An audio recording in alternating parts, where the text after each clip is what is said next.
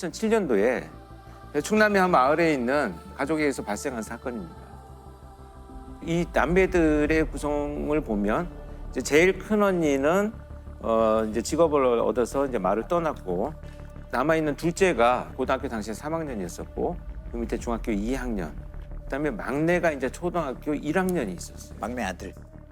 둘째부터 막내까지 그 같이 생활을 하면서 일어난 사건인데, 2007년 5월 부모님이 일을 하러 나가셨는데 고등학교 3학년인 둘째가 셋째한테 이제 바깥에 어머니가 오시는지를 좀 나가봐라. 이렇게 해서 9시경에 이 중학교 2학년인 셋째는 이제 바깥에 어머니를 찾으러 나갑니다. 그런데 이제 한 30분이 지난 후에 9시 한 반경이 돼서 어머니가 집으로 들어오셨어요. 차를 네. 가지고 집으로 들어오셨는데 마중을 나간 중학교 2학년짜리 이제 동생이 사라진 거예요. 마을 사람들이 하고 같이 막 이제 그 찾기 시작을 했는데 결국 발견을 못합니다. 실종 신고를 하게 되죠. 어머니를 찾아 나선 여중생이 사흘째 소식이 끊겨 경찰이 수사에 나섰습니다. 중학생 15살 김모양이 집에서 300m 정도 떨어진 포도밭으로 어머니를 찾으러 간다며 집을 나선 뒤 사흘째 귀가하지 않아 수사하고 있다고 밝혔습니다. 혹시 가족 내에서 어떤 뭐 갈등 관계나 이런 문제 때문에 발생하지 않았을까 이렇게 생각한 수사팀에서는 가족들하고 같이 생활을 하면서 여러 가지 이제 탐문 수사를 전개를 하죠. 그런데 어떤 이웃에서 이런 진술이 나옵니다. 실종된 아이와 그 위에 지금 남아있는 둘째와 네. 사이가 별로 좋지 않다. 평소에 싸우기도 많이 하고 이런 이제 말들이 조금씩 들려오기 시작을 합니다. 실종 사건이 나서 형제들이 많게 되면요, 그 형제들마다 각각 담당 형사가 생겨요. 그러니까 이 형제들이 범죄의 타겟이 될 수 있으니까 네. 학교도 뭐 데려다 주기도 하고 뭐 여러 가지 이유로 이제 전담 마크를 전담 하는구나. 마크를 하게 되는데, 그런데 이 막내가 어느 날 갑자기 이렇게 얘기를 합니다. 사실 그 둘째 누나가 작은 누나를 그날 죽였다. TV를 보고 있었는데 거실에서 둘째 누나가 셋째 누나를 불러서 방에 갔는데 쾅 소리가 나길래 네. 가봤는데 누나가 죽어 있었다는 거죠. 그리고 사망한 누나를 산에 가서 묻어놓고 왔다. 이렇게 이제 진술을 합니다. 그 당사자인 둘째를 체포를 하죠. 네. 경찰서에 데리고 와가지고 추궁을 하기 시작을 합니다. 동생들이 다 이렇게 얘기했어. 시신이라도 빨리 찾아서 장례라도 치러줘야 되지 않겠니? 이렇게 이제 수사팀에서 자백을 하기 위해서 이제 대화를 나누기 시작을 하는데, 정말 끝까지 부인을 하다가 네. 밤늦은 시간에 눈물을 흘리면서 이제 자술서를 쓰기 시작을 합니다. 내가 죽였습니다. 그 죽은 동생을 엄마하고 같이 가서 묻어놓고 왔다. 이렇게 진술을 합니다. 자, 그러면 아이를 찾으러 가자. 동생 찾으러. 그렇게 해서 차에 싣고 갑니다. 출발을 해서 가면 사실은 제가 죽이지 않았어요. 이렇게 번복을 하는 거예요. 그래서 또 와서 이제 수사관들이 달래기 시작합니다. 그래도 찾아야 된다. 그런데 특정 위치만 가면 다시 번복하는 것이 계속 반복이 되니까 수사팀에서 뭔가 이상하다는 생각을 해서 그 당시에 그 아이들의 진술된 CD를 그대로 경찰청으로 보내서 저한테 요청을 합니다. 근데 이게 굉장히 뭔가 잘못됐다라고 하는 것을 포착을 했어요. 9시에 이제 대련을 나가서 실종이 됐잖아요. 근데 어머니의 차가 들어오는 것이 CCTV에 보면 9시 30분경에 들어오는 게 보여요. 그런데 한 15분쯤 지난 다음에 이 차가 다시 나갑니다. 네. 그걸 보면 지금 진술이 맞아요. 엄마하고 같이 차에 싣고 동생을 유기하러 가는 게 맞아요. 지금까지로 보면. 네. 그런데 문제는 그렇게 나간 차가 약 한 25분 만에 다시 돌아옵니다. 네. 그러면 이제 어디 유기하고 왔다는 판단이 되잖아요. 25분이란 시간을 왕복 시간으로 따지면 반으로 나눠야 돼요. 그렇죠. 10분 차로 간 거리에서 내장을 하고 왔다면 수많은 경찰 기동대가 인근 수색을 엄청나게 하고 있었던 거거든요. 그렇다면 발견이 안 되기가 어렵다는 거죠. 그리고 두 번째는 이런 거죠. 딱 와가지고 보니까 딸이 죽었어. 근데 죽인 애가 큰 딸이야. 두 번째 딸이야. 그러면 순간 판단해가지고 차에 가서 유기할 수 있는 판단을 과연 가능할까요? 아수라장이 이것이 일단은 저는- 생기죠. 어떤 혼란스러운 상황이. 그러니까 가족 내에서 혼란이 생겨서 거기에서 뭔가 상당한 문제가 일어났어야 되는데 15분 만에 판단을 하고 갔다. 저는 이 부분이 그렇죠. 도무지 일어날 수 없다라는 두 가지만 가지고 이제 나머지 팩트들을 보니까 막내가 언니가 동생을 벽에 밀었다고 했는데 벽에서는 동생의 DNA가 전혀 검출되지도 않았습니다. 그래서 도무지 맞지 않다라고 판단이 됐어요. 그래서 수사팀이 제안을 합니다. 네. 이 수사는 잘못됐다. 브리핑을 하고 나서 수사본부장이 결정을 합니다. 저 말이 맞는 것 같다라고 판단을 해서 그날 밤에 긴급 체포한 아이들을 다 집으로 보내죠. 그리고 나서 며칠이 지난 다음에 느닷없이 수사팀에서 밤에 전화가 왔었어요. 아이가 돌아왔다는 거예요, 집으로. 이 아이가 집으로 돌아왔다. 왔는데 문제가 생겼다. 지금 주민 3명이 무참히 칼에 찔려서 살해당한 살인사건이 발생을 했다.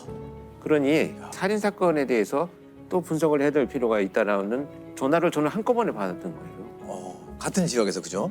그래서 저는 참 이게 황당하기도 하고 이게 무슨 일인가 당황스럽죠. 이런 일들이 없었는데. 그래서 이제 현장에 다시 내려갔는데 저희 사건의 내막을 본다면 이렇게 된 겁니다. 이 아이는 실제로 중학교 2학년짜리 아이는 9시에 포도밭에 어머니를 찾으러 나왔어요. 그런데 누군가 정말 범인이 자전거를 타고 가다가 이 아이를 보고 뒤에서 덮쳐서 강제로 자기 자전거 앞에 태웁니다. 성범죄를 저지르기 위해서 이제 납치를 한 겁니다. 움직이거나 고함을 치면 가만두지 않겠어라고 위협을 하고 태워서 그 다른 마을인 자기 집으로 아이를 데리고 갑니다. 그리고 3주 동안 감금을 해놨던 거예요. 그래서 어찌됐건 이 범인은 다행히도 이 아이를 살해하지 않고 집으로 데려다 줍니다. 약간의 동정심이나 자기하고 이제 같이 있었다고 하는 이런 어떤 뭐 여러 가지 복합적인 심리가 이제 작용을 했던 것 같아요. 아이를 데려다 주고 와서 평상시에 자기를 무시했다라고 하는 옆집 노인들을 모두 살해한 이런 사건입니다.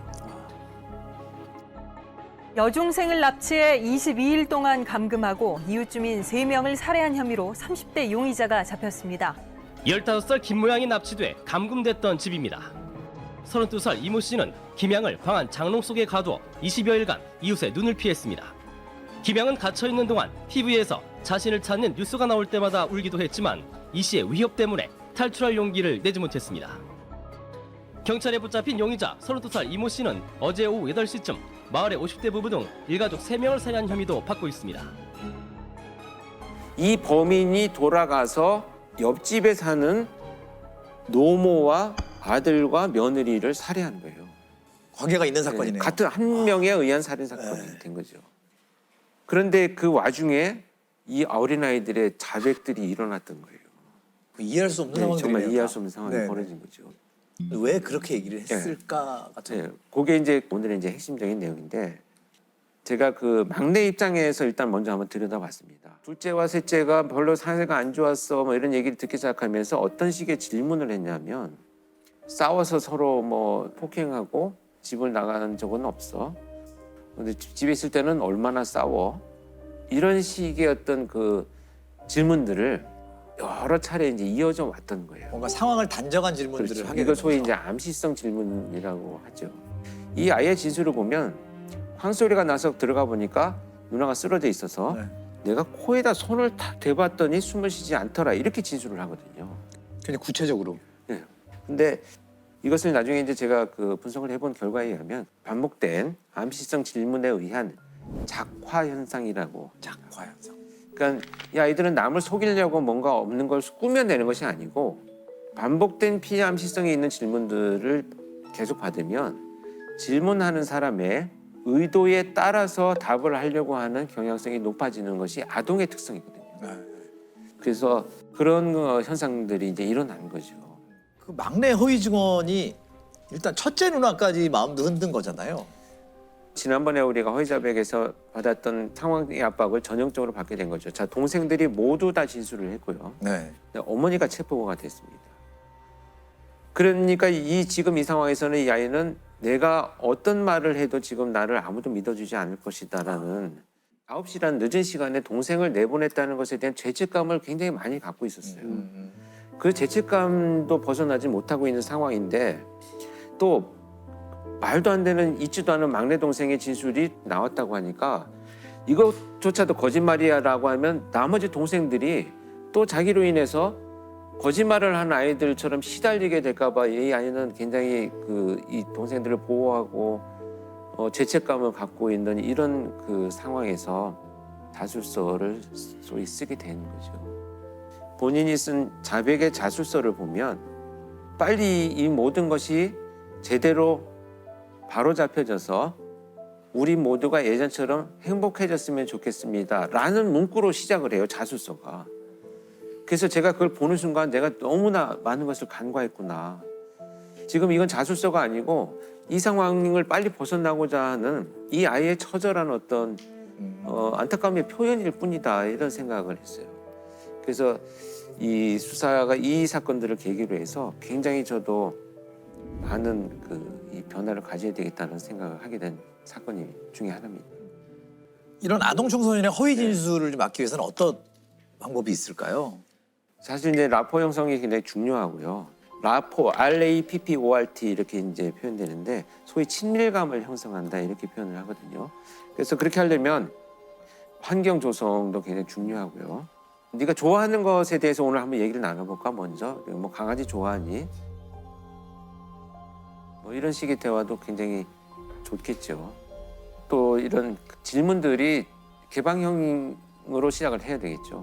그날 밤에 무슨 일이 있었니?라고 질문하는 것과 그날 밤에 누나랑 둘이 싸웠니 안 싸웠니?라고 물어보는 것은 말 한마디 차이지만 굉장히 다른 답변을 요구한다. 이런 것들이 좀 잘 지켜진다면 좀 아동들의 증언이 좀 수사에 도움이 되는 경우가 꽤 있을 수 있을 텐데요. 그렇죠. 결정적인 역할을 한 사례가 하나 있습니다. 간략하게 제가 한번 소개를 드려볼게요. 이건 2021년에 인천에서 발생한 사건인데요. 아동학대 사건입니다. 초등학교 3학년인 여자아이가 사망한 채로 발견된 사건입니다. 피해 아동의 어머니인 A씨는 전 남편과의 사이에서 아들과 딸을 낳은 다음에 이제 이혼을 했는데요. 2017년에 이제 B씨와 다시 재혼을 하면서 데려온 딸을 지속적으로 학대하고 폭행을 하게 됩니다. 사망 당시 피해 아동의 상처를 보면요. 온몸에 멍 자국이 있었다 이렇게 알려져 있고요. 8살인데 110cm의 키에 몸무게가 심지어 13kg인 상태로 저체중 상태로 발견됐고요. 13kg. 근데 이제 사망 직전까지도 이 아이한테 이제 밥도 주지 않고 물도 주지 않고 그 학대로 인해서 거실에서 옷을 입은 채로 소변을 보니까 추운 겨울에 찬물로 그 물에 젖은 아이를 욕실에 방치해서 결국 사망한 채로 발견된 사건입니다. 지난 3월 2일 부모의 학대 끝에 인천에서 숨진 8살 여자아이. 멍자국으로 가득했던 아이의 몸은 극심한 기아에 시달린 듯 바짝 말라 있었습니다. 계부 B씨는 화장실에서 아이가 쓰러져 있는 걸 발견했지만 그대로 두고 거실에서 휴대폰 게임을 했습니다. 결국 아이는 숨졌는데 사인은 영양실조였습니다. 계부는 아이가 말을 듣지 않아 체벌한 적은 있지만 딸이 숨진 당일에는 전혀 때리지 않았다고 진술했으며 친모는 아이를 잘 돌봤고 왜 사망했는지 모르겠다며 혐의를 전면 부인하는 것으로 전해졌습니다. 자, 그래서 이제 부분 재판에 이제 회부가 됐죠. 그런데 이제 학대한 것은 사실이다. 그런데 살인의 고의성은 없었다라고 이제 부인을 하기 시작을 합니다. 근데 이제 이 아이보다 1살 많은 오빠가 있었어요. 이 부부가 끝까지 부인하는 내용에 반대되는 진술을 이 오빠가 이제 하게 되면서 이 사실이 밝혀지게 됩니다. 여동생이 사망한 당일이죠. 수업이 끝난 후 집에 와서 화장실에서 용변을 보는데 엄마가 얘 또 오줌 쌌다라고 했고 10차례에서 15차례 때리는 소리가 났다라고 진술을 합니다. 화장실에서 샤워를 한 동생은 쭈그리고 앉아 떨었고 동생의 엉덩이와 발에서는 상처로 인한 딱지가 떨어져서 피가 나고 있었다 이런 진술을 합니다. 그런데 이 부모의 휴대폰에 학대 장면이 몇 장 찍혀 있는 것, 상처가 네, 네. 찍혀 있는 것, 네.